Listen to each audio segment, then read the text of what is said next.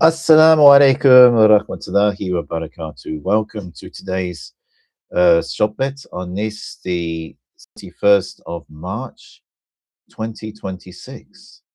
Eid Mubarak to all of you.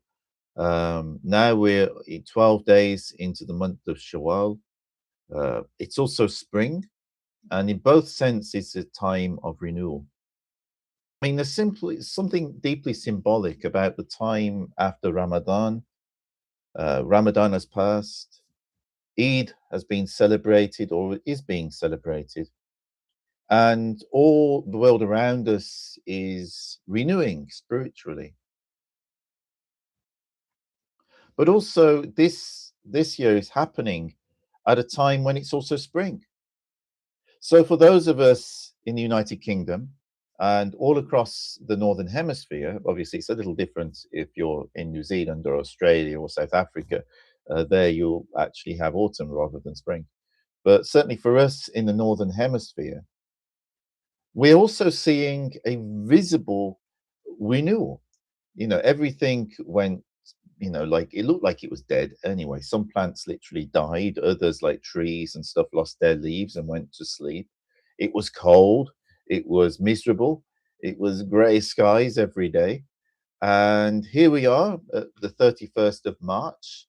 The clocks have just changed in this country to British summer time, in other countries to daylight savings time. The trees are waking, the leaves are starting to come on the trees I see outside. A few have already flowered. The daffodils are still in bloom. They've been in bloom the past couple of weeks. And other plants and animals are starting to wake up. The light is also changing. For those of us who look outside, you can tell that it's like the intensity of the light is changing.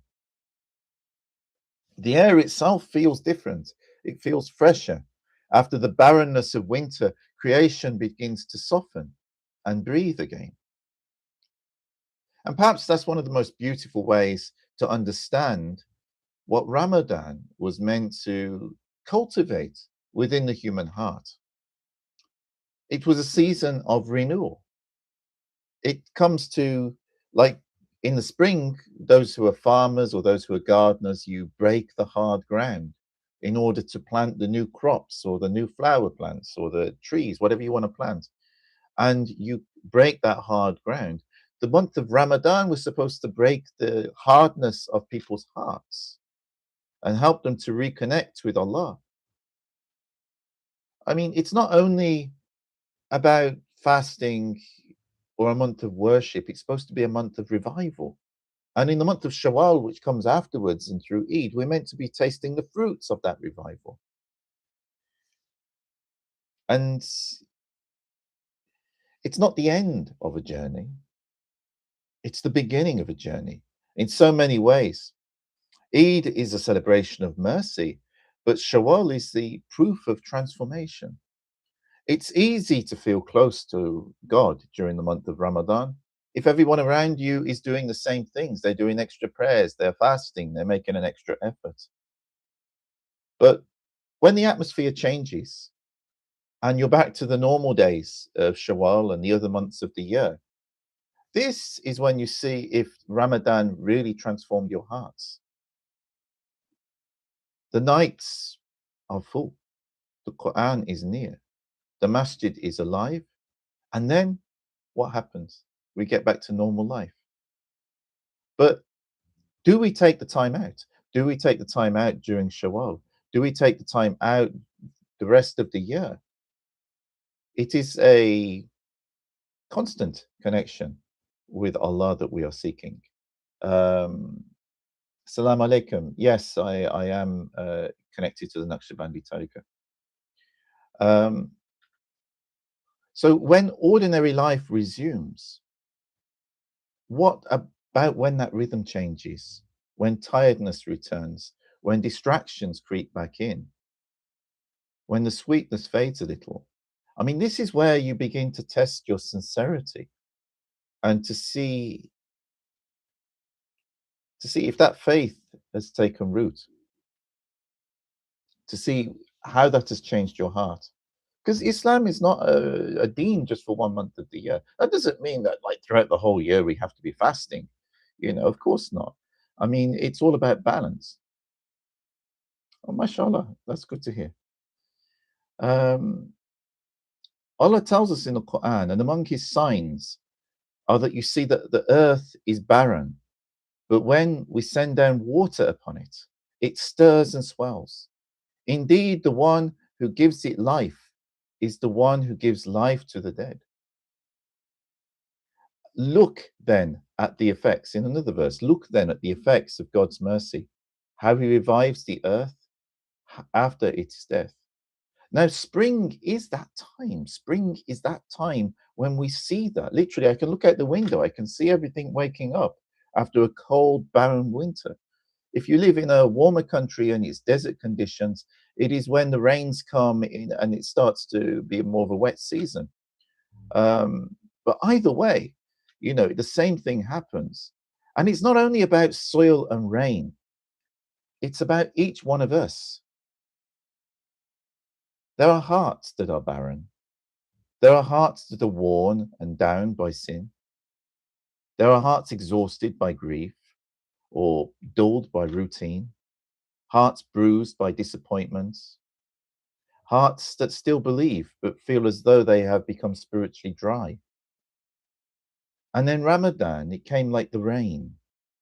Prayer returns, tears return, hunger purifies, the Quran begins to speak again, the soul remembers itself. The key thing now is not to forget what we learned during Ramadan. How do we keep that alive? Spring is not merely about one beautiful day, it is what continues to grow. And so too, what we started in Ramadan, the real sign that Ramadan touched us is not simply that we fasted, we prayed, or we wept, but that we felt uplifted for a month. The real sign is, are we a little softer now? Are we a little more honest? Are we a little more guarded with our tongue, with what we say? Because this is part of Islam that during fasting we're not supposed to say things that are, offensive or bad to people, unless there's really good cause for it, because that breaks our fast. But are we doing that now? Because we're supposed to do that throughout the year. Are we a little more patient with people or with situations? Or are we still ruled by our nafs, by our ego? Are we still present with God? And that is the proof. The Prophet said the most beloved deeds to Allah are those that are most consistent, even if they are small. See, it's an important thing that a lot of Muslims miss. Islam is not asking us to be perfect. Well, it is, but it's not expecting all of us to be perfect, because we're not going to be. Allah knows our nature as human beings. Allah tells us in the Quran we've been created weak. It's not about that, but it's about the effort that we put in. It's about the sincerity in our hearts. We all have times when we miss fasts or we miss prayers or we make mistakes. But what do we do about it? Do we leave it there? Do we make that our habit? Or do we make our habit the good things and these are occasional mistakes along the way?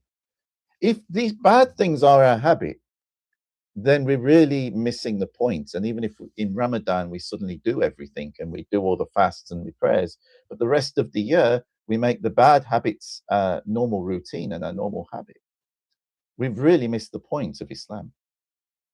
If, on the other hand, we do slip up sometimes, we do miss some prayers, we do miss some fast, but afterwards we try to make up for it in some way. And our good habits are the main habits. Then Islam is taking root within our heart. We are on the right path. It's not so much about perfection, but it is those small things that we consistently do and we keep building upon and having good intentions and good faith towards people. And this hadith highlights one of the great protections against spiritual delusion, because some people, they are very good at fasting. They are very good at praying.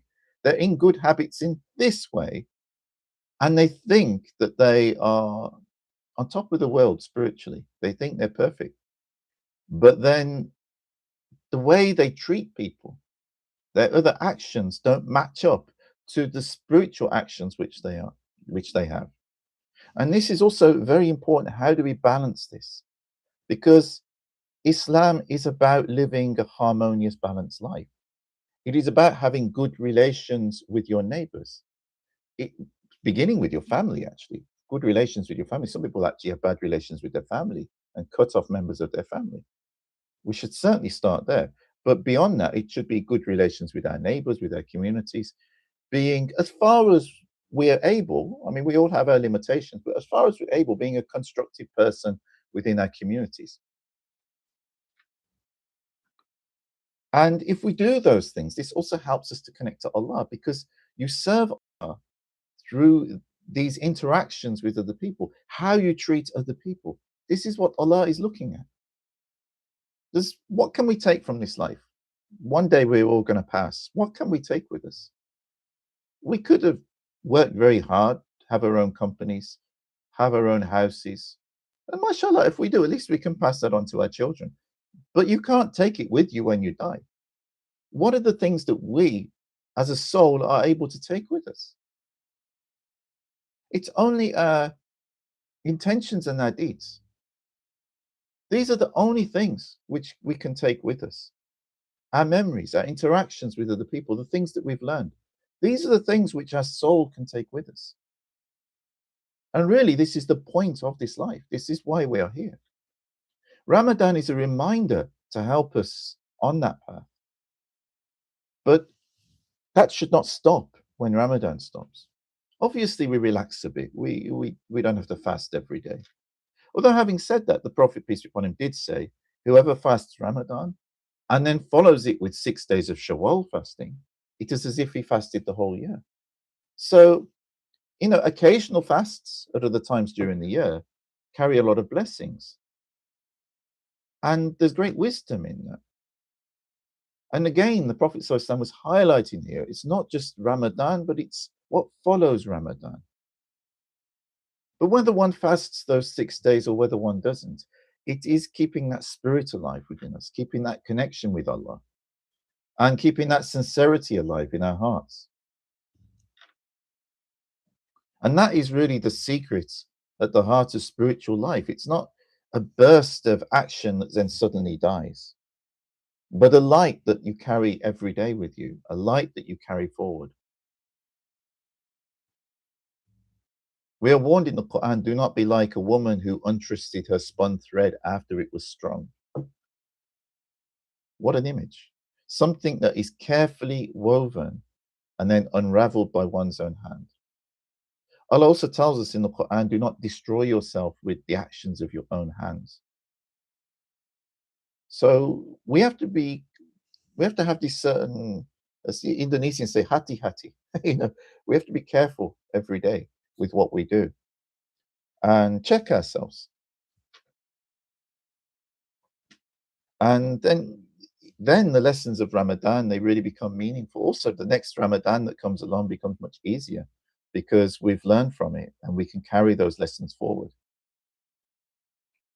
So these lessons of discipline, prayer, self-restraint, tenderness, softness, don't unravel those. These are the things we pick up from Ramadan. These are the things that we learn. And don't let that completely unravel as we relax during this month. A missed prayer here, maybe a loosened tongue there, an old habit, a hardness returning, a spiritual laziness settling back in. And this is why we have to be careful. Occasionally, that's not going to be the end of the world. But if we make them a habit, then life becomes very difficult for us. And if we do slip up, say an extra prayer, fast for a day. Just make that little extra effort to make up for what you've missed, as far as you're able. It's like when you grow a garden, you have to give it a little bit of care, not just, 1 month and then you forget about the garden for the rest of the year. Otherwise, it will become rather wild. If you want the garden to look beautiful throughout the year, you have to do a little bit throughout the year.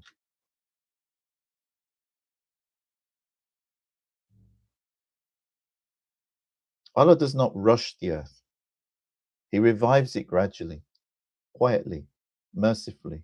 A little rain, a little warmth, a little light, and then life begins to return. So if you do not feel as spiritual as you did during Ramadan, don't despair. The point is not to remain in the exact state as you were in Ramadan. The point is to remain turned towards Allah. And that is enough. Even a tree in spring does not become full overnight. But if life is already returning, that is already mercy. So perhaps the question for each of us in Shawwal is not how do I feel compared to Ramadan, but rather what in me has begun to live again and how will I protect it? And that is a question worth carrying because Eid was a celebration, but Shawwal is the proof. And spring itself is reminding us this year what God brings back to life must not be neglected once it begins to bloom. May Allah send rain to each of our hearts, light our souls, and grant us steadfastness after every season of return. May Allah bless you all. If you find these podcasts useful, please do like and subscribe to the videos and share them with whoever may find them useful. I have committed to keeping this content free at the point of access so that everyone can benefit from it. But I do have a Buy Me a Coffee channel, and the link is in my social media channels. If you can like and subscribe to that channel, it will help me to focus on producing more content and better content. Also, I am planning that for the members and subscribers of that channel, that I will do a once a month Zoom session, which unlike this, you will actually be able to ask me questions and interact in a more personable way. So that is an opportunity for you all to ask me things that may be on your mind, that may be bothering you. You can also inbox me those questions and stuff, and I may pick them up for inspiration for my Sohbets. But this will be an opportunity where you can ask them in person and speak to me. So please look into that. And if that is something which you're interested in, do sign up. And I wish you all a very good evening. And wherever you are in the world, assalamu alaikum wa rahmatullahi wa barakatuhu. May the peace and blessings of God be with you all.